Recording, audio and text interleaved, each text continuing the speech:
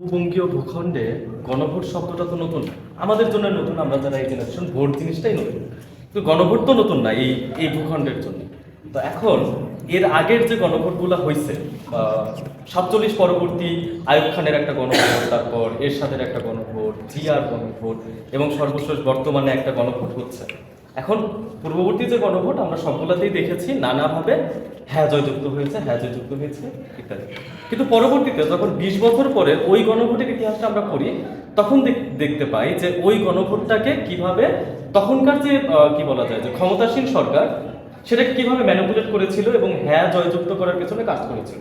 যে আইয়ুব খানের গণতন্ত্র, আইয়ুব খানের যে গণভোট সেটা কি করলো, আইয়ুব খানকে মানে আইয়ুব খানের যে প্রেসিডেন্সি পদ, সেই প্রেসিডেন্সি পদের একদিকে আইনি বৈধতা প্রদান করলো এবং পাকিস্তানকে একটা ইসলামিক রিপাবলিক হিসেবে প্রতিষ্ঠা করলো। তো এই দুইটা ব্যাপার ছিল তার যে গণভোট সেটার মধ্যে।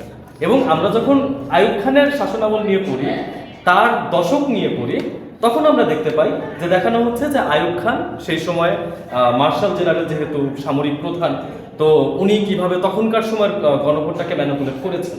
এবং একই রকমভাবে পরবর্তী যে দুইটা গণভোট গেল স্বাধীন বাংলাদেশে, সেখানেও সে একই ব্যাপারে আমরা দেখতে পাই যে তখনকার যে সামরিক প্রধানরা ছিলেন বা রাষ্ট্রপ্রধানরা নানাভাবে ছিলেন, তারা তাদের যে কি বলে শাসনতান্ত্রিক ভিত্তি সেটার বৈধতার আদায় করার জন্য কিভাবে তখনকার গণভোটগুলোকে ম্যানিপুলেট করেছিল।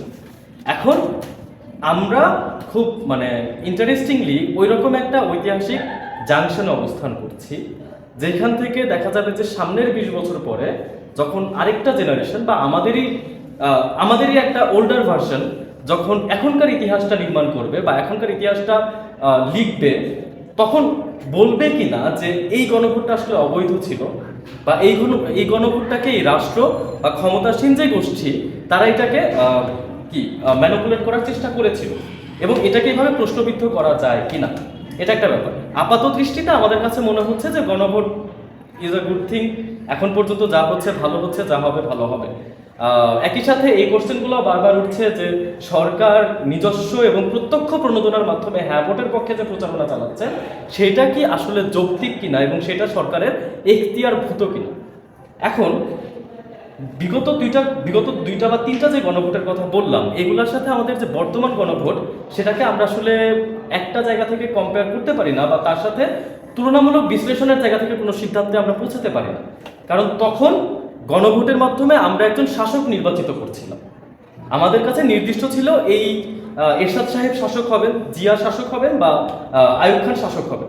কিন্তু এখন আমরা গণভোটের মাধ্যমে শাসনতন্ত্র নির্মাণ করছি বা সাদা ভাষার সংবিধানকে আমরা পুনর্লিখন করছি, একটা রিকনস্ট্রাকশনের ভিতর দিয়ে নিয়ে যাচ্ছি। এবং এইখানে এই যে বর্তমান যে গণভোট 26 সালে, এই গণভোটটা পূর্ববঙ্গের প্রথম গণভোট। আপনারা অনেকেই জানেন যে আমাদের যে 72-এর সংবিধান, যেটাকে এখন পর্যন্ত সবচাইতে পবিত্রতম দলিল বলা হয় বাংলাদেশের এর পূর্ব সময় বিশেষ করে পুরো আওয়ামী রেজিমে আপনি দেখবেন যে প্রত্যেকটা রাজনৈতিক মহল তারা আওয়ামী রেজিমের বিরোধিতা করলেও, আওয়ামী রেজিম যে সংশোধনীগুলো আনছে তার বিরোধিতা করলেও পঞ্চদশ সংশোধনী ধরতে পারেন, ত্রয়োদশ সংশোধনী ধরতে পারেন, এইগুলোর বিরোধিতা তারা করছে। কিন্তু তার অল্টারনেটিভ হিসেবে তারা কিন্তু কেউ সংবিধান সংস্কার বা এখন যে একটা র্যাডিক্যাল চেঞ্জের কথা যেভাবে উঠতেছে এটা কিন্তু তারা কেউই বলে না। তখন ব্যাপারটা কোন পর্যন্ত সীমাবদ্ধ ছিল, একটা মেজরিটি অংশ বলতো তারা আওয়ামী লীগ বিরোধী, তারা আওয়ামী লীগের যে সংস্কারগুলো হচ্ছে সংশোধনীর মাধ্যমে সেই সংস্কার এবং সংশোধনীগুলোর বিরোধী, তারা চায় তত্ত্বাবধায়ক সরকার হোক, তারা চায় সংবিধানের যে অপরিবর্তনীয় যে ব্যাপারটা এটার পরিবর্তন হোক। তো তার বিপরীতে তারা অল্টারনেটিভ হিসেবে 72-এর সংবিধানকে টেনে আনছে।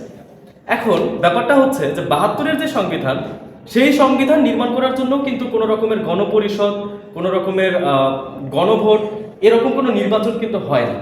বরং 70-এর পাকিস্তানের প্রাদেশিক নির্বাচনের যে সকল সদস্যরা নির্বাচিত হয়েছিলেন, পাকিস্তানের সদস্যরা কিন্তু তারা 72-এর সংবিধানটা নির্মাণ করেছে। এবং সেই সংবিধান ড্রাফটিং কমিটির যে চেয়ারম্যান ডক্টর কামাল হোসেন, উনি কিন্তু এটাই বলেছেন যে আমরা 70 পরবর্তী যে পাকিস্তানের নতুন কনস্টিটিউশন নির্মাণ করতাম, সেই নতুন কনস্টিটিউশনের আইডিয়াই আমরা বাংলাদেশের কনস্টিটিউশনে অ্যাপ্লাই করেছি।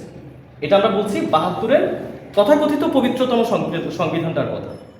তো এই জায়গা থেকে এখন আমরা যে গণভোটটা দিচ্ছি এবং গণভোটের মাধ্যমে আমাদের যে রাষ্ট্রপতির নতুন যে আদেশ, সেই আদেশ অনুযায়ী এই গণভোটের মাধ্যমে এই জাতীয় নির্বাচনের মাধ্যমে যে সংসদ সদস্যরা নির্বাচিত হবেন, সেই সংসদ সদস্যরাই আপনার গণপরিষদ সদস্য হিসেবে ফাংশন করবে এবং তারা একটা নতুন সংবিধান এখানে প্রণয়ন করবে। এবং এই কারণেই এখন যে গণভোটটা হচ্ছে সেটা একই সাথে দেখা যাচ্ছে যে আমার সংসদীয় নির্বাচনটা হচ্ছে একদিকে এবং জাতীয় পরিষদ ইলেকশনটা হয়ে যাচ্ছে আরেকদিকে। দেখা যাচ্ছে যে আমরা যদি ৭২-এ আমরা যদি একটা জাতীয় পরিষদ নির্বাচন হতো, তখন আমরা কি করতাম? তখনও কিন্তু এই যে জুলাই সনদের মতো কোনো কি বলা যায় মেমোরেন্ডাম আমাদের হাতে ছিল না। আমাদের কিন্তু বলে দেওয়া হতো না যে এই পরিবর্তনগুলো আসবে। হ্যাঁ, মুক্তিযুদ্ধ কেন্দ্রিক আমরা জাতীয়তাবাদ, সমাজতন্ত্র, ভাষা এবং রাষ্ট্র সংক্রান্ত কিছু কালেকটিভ চিন্তা, কিছু কালেকটিভ সিদ্ধান্ত হয়তো থাকতো, কিন্তু এরকম ম্যানুস্ক্রিপ্ট হাতে কখনোই ধরিয়ে দেওয়া হতো না। তো এই সকল জায়গা থেকে এখন যে গণভোটটা হচ্ছে, এখন যে জুলাই সনদটা লেখা হচ্ছে, এটা আমাদের ভূখণ্ডের জন্য এবং সামগ্রিকভাবে বিশ্ব ইতিহাসেও খুবই ইন্টারেস্টিং এবং ব্যতিক্রম ধর্মী একটা ঘটনা। এই জায়গা থেকে ইতিহাসের এরকম একটা গুরুত্বপূর্ণ পয়েন্টে দাঁড়িয়ে জুলাই সনদ গণভোট নিয়ে একটা ক্রিটিক্যাল দৃষ্টিভঙ্গি রাখা খুবই প্রয়োজনীয়তা আছে। কারণ ২০ বছর পরে যখন আমি আমার ইতিহাসটাকে দেখব, তখন হয়তো আমার মনে হতে পারে যে আমি হয়তো ম্যানিপুলেটেড হয়েছিলাম, সেটা রাষ্ট্রের মাধ্যমে হোক বা সেটা রাষ্ট্র পরিপন্থী শক্তির মাধ্যমে হোক। কারণ দেখা যাচ্ছে আমাদের যে গণভোটটা এখন হচ্ছে, সেখানে আমাদের হ্যাঁ না ভোট দেওয়ার কথা হচ্ছে। এখন হ্যাঁ ভোট দেওয়া মানে কি, আমরা আমাদের জুলাই সনদের যে ৮৪টা প্রস্তাবনা আছে তার সবগুলোর সাথে আমরা একমত হচ্ছি। না ভোট দেওয়া মানে কি, আমরা আমাদের পূর্বতন যে রাষ্ট্র ব্যবস্থা, সেই রাষ্ট্র ব্যবস্থার সাথে আমরা একমত হচ্ছি। এখন এই কারণে দেখা যাচ্ছে একদিকে বর্তমান যে হবু ক্ষমতাসীন দলরা আছেন, হবু ক্ষমতাসীন দল বলতে সংসদীয় ব্যবস্থার মাধ্যমে যে তারা শুধু ক্ষমতা পাবেন তা না, তারা বরং দেখা যাবে যে এই যে নির্বাচন পরবর্তী নানা রকম মোডাস অপারেন্ডির মাধ্যমে বিভিন্ন রকম অ্যাপারেটাসের মধ্যে তাদের ক্ষমতাটা প্র্যাকটিস করতে পারছে।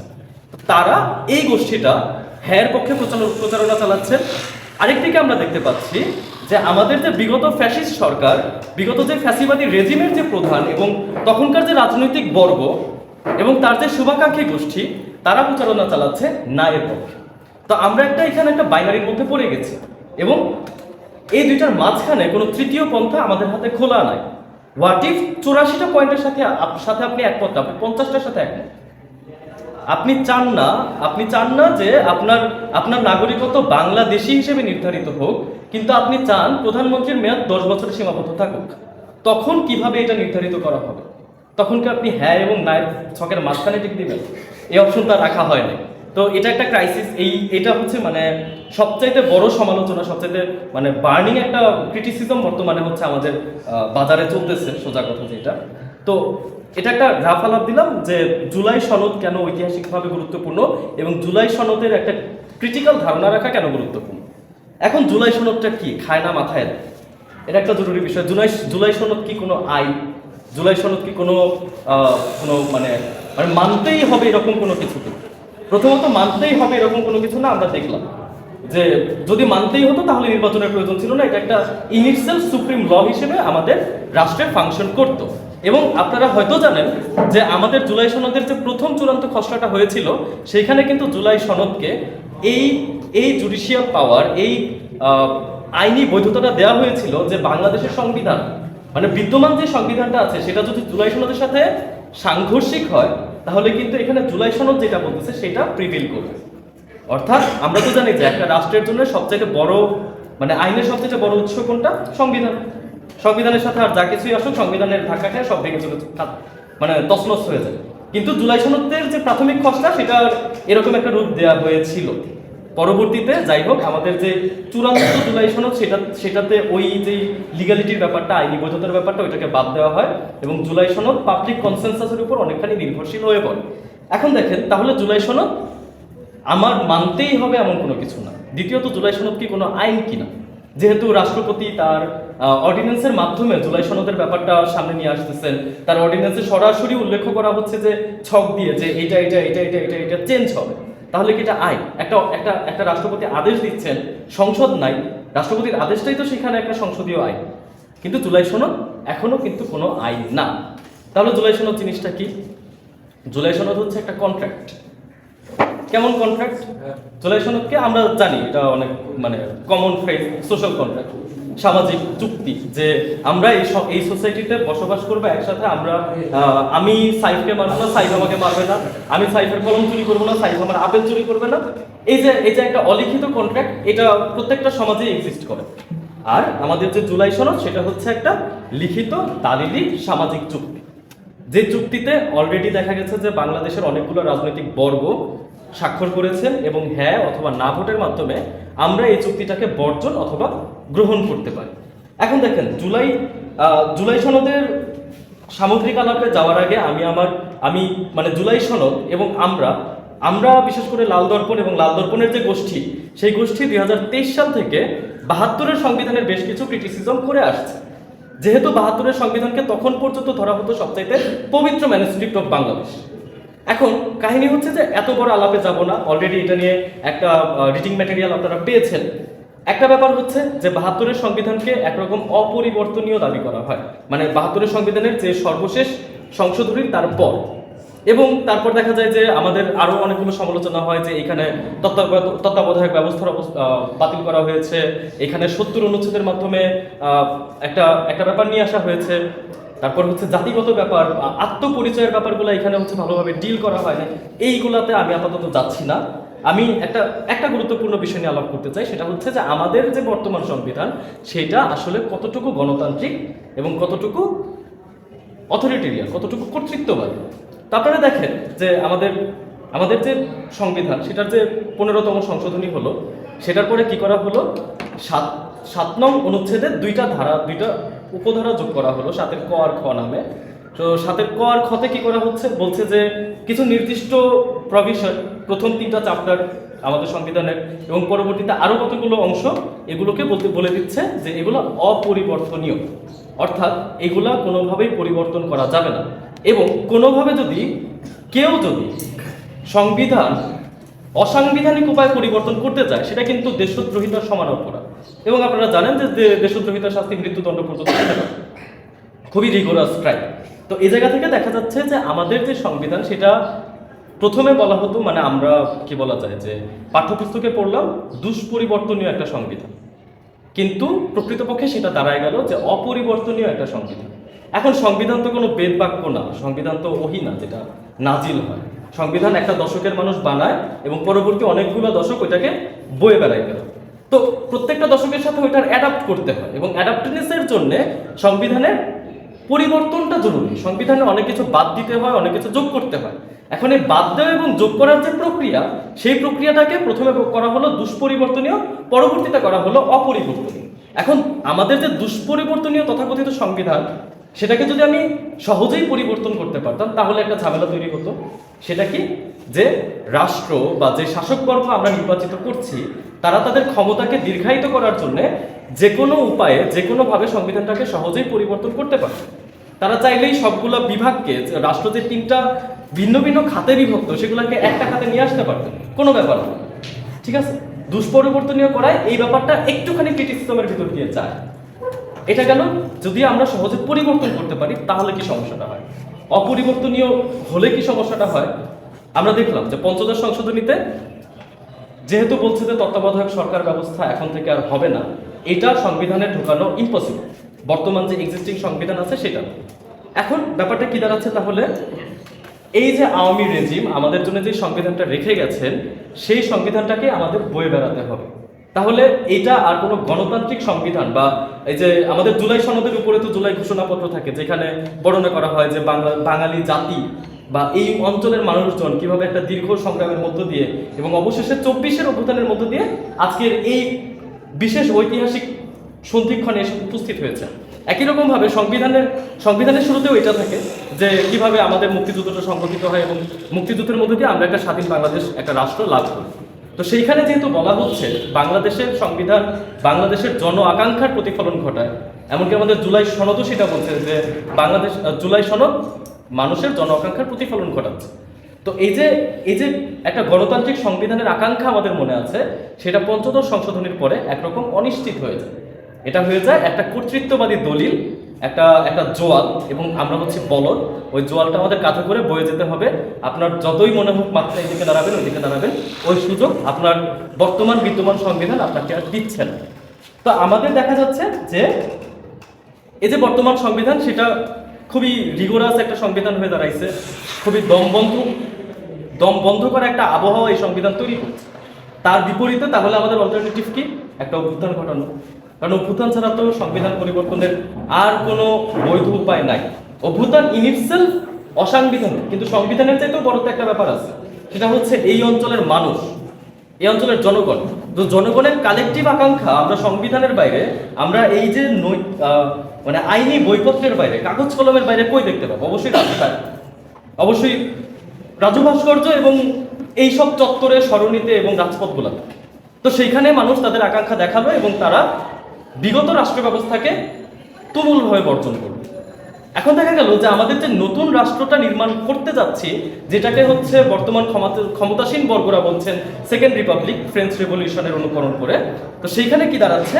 তারা বলছে যে আমাদের সংবিধানটা সংস্কার করতে হবে। হ্যাঁ, ভালো কথা, আমরাও চাই আমাদের সংবিধানটার একটা বড় রকম র্যাডিক্যাল চেঞ্জ আসুক। তো তারা যে সংস্কারটা করবে, সেই সংস্কারটা কিভাবে করবে? আমরা যদি দেখি, তারা প্রথমে কি করলো, 6টা কমিশন তৈরি করলো, বিভিন্ন বিভাগীয় কমিশন। তো সেই কমিশনগুলো তাদের সংস্কার সুপারিশগুলো হচ্ছে আপনার একটা বডির কাছে দিল, যে বডিটাকে আমরা বলছি জাতীয় ঐক্যমত্য কমিশন। এবং সেই জাতীয় ঐক্যমত্য কমিশন ওই যে ওই সুপারিশগুলোর আলোকে আমাদের যে রাজনৈতিক বিভিন্ন গোষ্ঠী আছে, তারা কতটুকু বাংলাদেশের জনগণকে প্রতিনিধিত্ব করে সেটা আসলে প্রশ্নের বিষয়, কিন্তু তারপর আমরা ধরে নিচ্ছি যে তারা বৃহৎ পরিমাণের বাংলাদেশের মানুষদের প্রতিনিধিত্ব করে। তো এই মানুষগুলোর সামনে উপস্থাপন করা হলো, ওইটা নিয়ে অনেক বড় একটা বিতর্ক হলো। সেই বিতর্কের মধ্য দিয়ে আমাদের জুলাই সনদটা নির্মাণ হলো। এখন এই যে পুরা প্রক্রিয়া, এই পুরা প্রক্রিয়াতে দেখা যাচ্ছে যে বিভিন্ন গোষ্ঠীর মানুষজন বিভিন্ন সময় নানা রকম দ্বিমত, নানা রকম বিতর্ক, নানা রকম প্রশ্ন উত্থাপন করছে।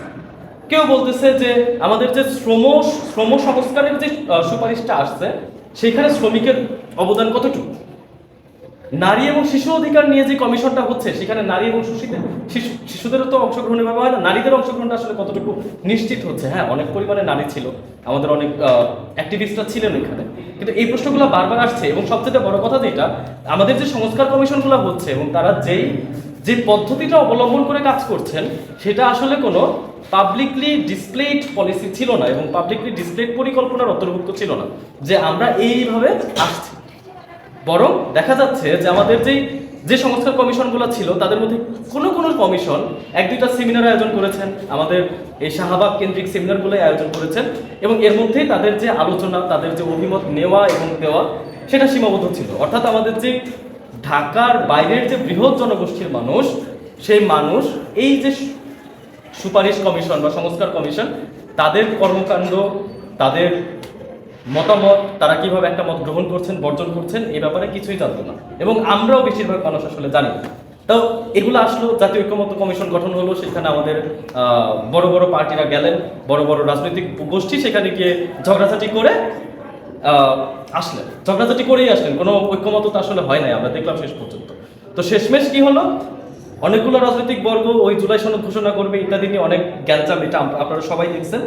তো আলটিমেটলি যেটা দাঁড়ায় যে জুলাই ঐক্যমত্য কমিশন আসলে কোনো ঐক্যমতে পৌঁছায় নাই, বরং আপনারা দেখবেন যে আমাদের যে জুলাই সনদ, এই যে এখানে যে কপিটা আছে, প্রত্যেকটা পয়েন্টের আশেপাশে দেখবেন যে 32টা দল, 30টা দল এরকম ওইখানে আপনার সম্মতি দিচ্ছেন। আবার দেখা যাচ্ছে যে কিছু ক্ষেত্রে বড় বড় দলগুলো সম্মতি দিচ্ছে না। তো এইভাবে দেখা গেল যে আমাদের ঐক্যমত্য কমিশন জুলাই সনদটা তৈরি করবে। এখন এটা গেল জুলাই সনদের 2টা ইন্টারেস্টিং জায়গার কথা বলি। একটা হচ্ছে যে আপনি দেখবেন যে জুলাই সনদের 22 নং ধারা, রাষ্ট্রপতির যে অর্ডিন্যান্সটা, সেখানে কি বলতেছে যে একটা ইমিউনিটি দিচ্ছে। ইমিউনিটি ব্যাপারটা কি? যে সাইফরে আমি বলছি যে তুমি যাও ওইখান থেকে আমার জন্য হচ্ছে 1 গ্লাস শরবত নিয়ে আসো বা একটা আইসক্রিম নিয়ে আসো, রাস্তার মধ্যে কারো যদি খুশি মারো আমার কোনো আপত্তি না, আমি তোমার কিছু বলবো না। ইমিউনিটি ব্যাপারটা ওই রকম।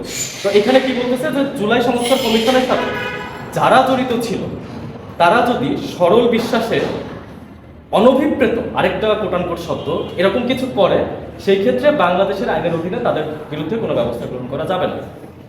তো এখন এখন প্রথম কথা, জুলাই সনদ হইল, আপনার জুলাই সনদ নিয়ে অনেকগুলো প্রশ্ন আছে এবং আপনার মনে হচ্ছে জুলাই সনদ যেই প্রক্রিয়ায় হয়েছে, জুলাই সনদ যে প্রক্রিয়া হয়েছে সেই প্রক্রিয়াটা ভুল, সেই প্রক্রিয়ার কোনো একটা পয়েন্টে আপনার একটা প্রশ্ন আছে এবং কোনো একটা ব্যক্তিকে নিয়ে আপনার একটা বিশেষ অভিযোগের জায়গা আছে, তাহলে সেই অভিযোগটা করার মতো যতটুকু জায়গা, যতটুকু বিচারিক অধিকার আপনার থাকা উচিত সেটুকু আপনাকে দেওয়া হচ্ছে না, এটা এখানে বাতিল করা হয়েছে।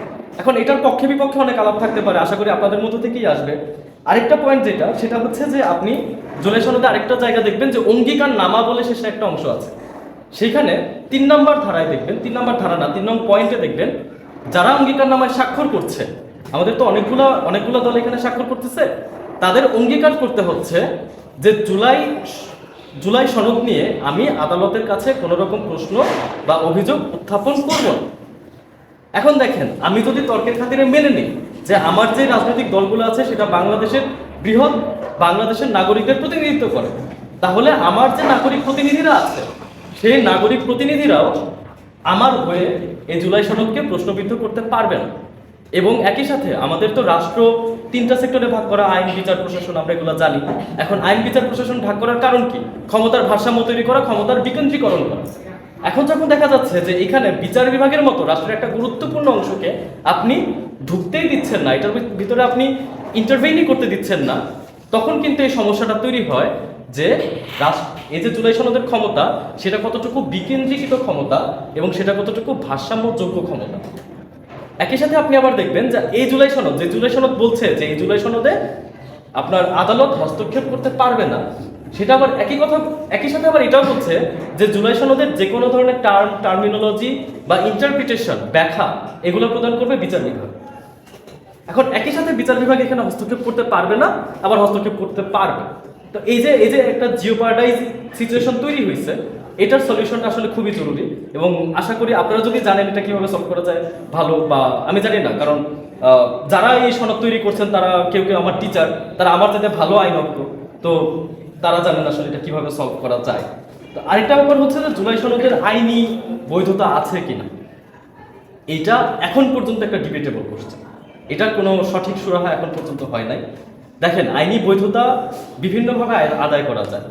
একটা উপায় কি, অভ্যুত্থানের মাধ্যমে করা যায়, অবশ্যই যেটা বললাম যে আইনের ঊর্ধ্বে যদি থাকে সেটা হচ্ছে এই অঞ্চলের মানুষ, সে রাস্তায় এবং রাজপথে তার আকাঙ্ক্ষার বহিঃপ্রকাশ ঘটাইছে এবং এর থেকে বড় বৈধতা আর হয় না। কিন্তু আমাদের যে বর্তমান রাষ্ট্র, সেই রাষ্ট্র জুলাই সনদের আইনি বৈধতা কিভাবে আদায় করছে? সে কিন্তু আইনি বৈধতা আদায় করছে এই যে আমাদের এই সংবিধানের আলোকে। এখন আপনি এই সংবিধানের আলোকে আইনি বৈধতা আদায় করে এই সংবিধানের বিরোধিতা আসলে কিভাবে করবেন? তাহলে আপনি এই সংবিধানের একটা প্রসেসের মাধ্যমে আপনি উপরে আসলেন, এসে বলেন ওই প্রসেসটা আসলে ভুল ছিল, তাহলে আপনার উপরে আসাটাই তো অবৈধ হয়ে যায়। তাহলে এটা একটা বড় ক্রাইসিস এখানে তৈরি করছে, একটা বড় সংকট এখানে তৈরি করছে। যেমন দেখেন, আমাদের এটা সাংবিধানিক নিয়ম যে যদি সংসদ ক্ষমতায় না থাকে তখন রাষ্ট্রপতি তার আদেশের মাধ্যমে এখানে বিভিন্ন আইন প্রণয়ন করতে পারে। আমাদের এখানে সংসদ ক্ষমতায় নাই, তাহলে রাষ্ট্রপতি কি করলো, একটা আদেশ প্রণয়ন করে বললো যে এই যে একটা জুলাই সনদ আমরা হচ্ছে সংবিধানে অ্যাডপ্ট করতে চাই, বা সংবিধানটাকে জুলাই সনদের আলোকে এটার পরিবর্তনগুলো আমি আনতে চাই। এখন দেখেন, যে আইনে বলা হচ্ছে যে আমাদের রাষ্ট্রপতি এটা করতে পারবেন, সে আইন কিন্তু এটাও বলছে যে রাষ্ট্রপতি কি করতে পারবেন না। সেখানে খুব স্পষ্টভাবে বলতেছে যে রাষ্ট্রপতি সংবিধানে অপরিবর্তনীয় যে ব্যাপারগুলো আছে সেগুলোর কোনো গ্রস পরিবর্তন ঘটাতে পারবে না। তাহলে দেখা যাচ্ছে যে আইন আমাকে এই বৈধতা দিচ্ছে সে আইন আবার আমার কাছ থেকে বৈধতা কেড়ে নিচ্ছে। তো এই সংকটগুলো আসলে আমাদের এখানে ভালোভাবে মোকাবেলা করা হয় নাই। সুতরাং জুলাই সনদ বৈধ কি অবৈধ এটা এখনো বিতর্কিত একটা ব্যাপার, এখনো প্রশ্নযোগ্য একটা ব্যাপার, এবং এই প্রশ্নের সমাধান এখন আসলে হবেও না। এটা করবে পরবর্তী রাষ্ট্র বা পরবর্তী ক্ষমতাসীন শাসকবর্গ। কারণ দিন শেষে আইন কোনো অবজেক্টিভ ব্যাপার হয়ে থাকে না। আইন আসলে রাষ্ট্রের হাতিয়ার, আইন আসলে শাসক বর্গের হাতিয়ার, শোষকের হাতিয়ার। তো সে যেভাবে চায় সেভাবে এটাকে ব্যাখ্যা করে নিতে পারে। এইটুকু জানালা আসলে আমাদের মাননীয় শিক্ষক মহোদয়রা খোলা রাখছেন শাসকদের জন্য। তো এখন আসি আমাদের জুলাই সনদের কিছু পরিবর্তন, অনেকক্ষণ কথা বলে ফেলছি, কিছু পরিবর্তন নিয়ে কথা বলি। যে জুলাই সনদটা যখন তৈরি করা হচ্ছে, তখন কমিশনগুলো যখন কাজ করছে, তখন দেখা যাচ্ছে যে আমাদের নাগরিক মহলে এই সংস্কার সংক্রান্ত নানা রকম আকাঙ্ক্ষা আমাদের মধ্যে কাজ করছিল। তো কেমন আকাঙ্ক্ষা? কেউ চাচ্ছিল যে এখানে জাতিতাত্ত্বিক সমস্যার একটা সমাধান হোক, ভাষাগত সমস্যার একটা সমাধান হোক, প্রজাতন্ত্রের একটা সমাধান হোক, নানা রকম মানুষ নানা রকম আলাপ দিচ্ছিল। তো তখন আমরাও দেখা গেল যে আমাদের কিছু আকাঙ্ক্ষা ওইখানে পেশ করলাম। আমরা বললাম যে আমাদের এই পরিবর্তনগুলো হলে ভালো হয়। যার মধ্যে একটা ছিল যে আমাদের নাগরিকতন্ত্রের সমস্যার সমাধান। আগে যেটা ছিল কি প্রজাতন্ত্রের মানুষ সবাই হবে কি বাঙালি অথবা বাংলাদেশি, নাগরিকরা বাংলাদেশি হবে, আর হচ্ছে জাতি হবে বাঙালি। অর্থাৎ আমাদের একদম মানে আদিম আদিম কি বলে ডেমোক্রেটিক সোসাইটি যেভাবে ফাংশন করতো, যে নগরের মানুষ যারা হচ্ছে আপনার হচ্ছে রাষ্ট্র পরিচালনার জন্য প্রতিনিধি নির্বাচন করবে তারা হচ্ছে নাগরিক, এবং তার যে কৃতদাস, সেখানকার নারী, সেখানকার যে কৃষক, সেখানকার যে প্রান্তিক জনগোষ্ঠী, তারা হচ্ছে ওই জাতির মানুষ। তারা কিন্তু সরাসরি রাষ্ট্রটা নির্মাণ করতে পারছেন না। কিন্তু আমরা তো একটা নাগরিক রাষ্ট্রের মধ্যে বাস করি, এখানে তো সবাই নাগরিক, তাহলে জাতি আবার কার? এই এই এই সমস্যাটা আমাদের ছিল। তা আমরা এটার একটা সমাধান চাচ্ছিলাম। তখন আমাদের সামনে সমাধান হিসেবে কি হাজির করা হলো, যে বাংলাদেশের যে জাতীয়তাবাদ, সে জাতীয়তাবাদ হবে একটা নাগরিকতন্ত্র ভিত্তিক জাতীয়তাবাদ। নাগরিকতন্ত্র ভিত্তিক জাতীয়তাবাদ অর্থাৎ এই রাষ্ট্রের সবাই হচ্ছে বাংলাদেশি, সরাসরি এভাবে বলে দিন। ঠিক আছে, ওকে ফাইন, আমি মেনে নিলাম আমি বাংলাদেশি। আমার যে চাকমা, আমার যে গারো, আমার যে রাজবংশী বন্ধু আছে সেও বাংলাদেশি।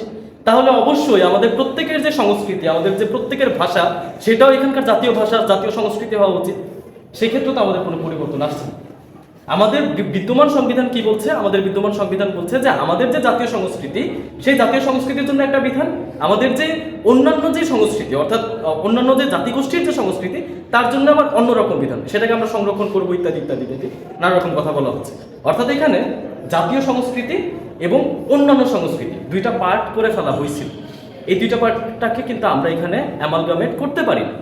এটা একটা বড় সংকট হয়ে আছে, এখনো আছে। তারপর হচ্ছে বাংলাদেশি জাতীয়তাবাদের আসলে ভিত্তিটা কি হবে, তার কোনো মানে জাতীয়তাবাদের যে দার্শনিক ভিত্তিটা কি হবে, তার কোনো কিন্তু এক্সপ্লিসিট ব্যাখ্যা আমরা পাই না। এই আলাপে আমি পরে যাবো, আর অনেকগুলো এক্সপ্লিসিট ব্যাখ্যার প্রশ্নগুলো রেখে তারপরে এটা যাব। তারপরে দেখেন আমাদের সংবিধানের আরেকটা ব্যাপার হচ্ছে যে সম্পত্তি, ওনারশিপ, এই ব্যাপারটা। এখন ওনারশিপের নানা রকম ধারণা হয়, যে সাইফের নিজের একটা জমি থাকতে পারে, সাইফার আমার কম্বাইন্ড একটা জমি থাকতে পারে, অথবা সাইফার আমি দিলীপ দা অমুক তমুক মিলে একটা কোম্পানি করছি, লাল দর্পণ নাম, লাল দর্পণের জমি থাকতে পারে, হইতে পারে। এরকম 3 ধরনের জমির কথা আমাদের সংবিধান স্বীকৃতি দেয়।